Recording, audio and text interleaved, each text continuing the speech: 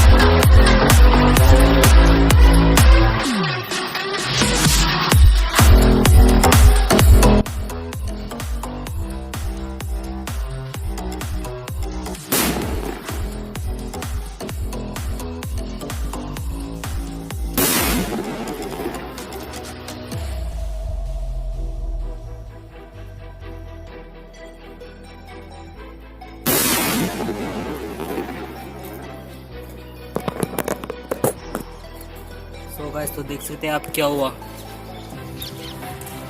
ये सूतली बम तो देखिए यहाँ पर गिर चुका है पूरा। और ऐसा कुछ भी करने की कभी भी कोशिश ना करें।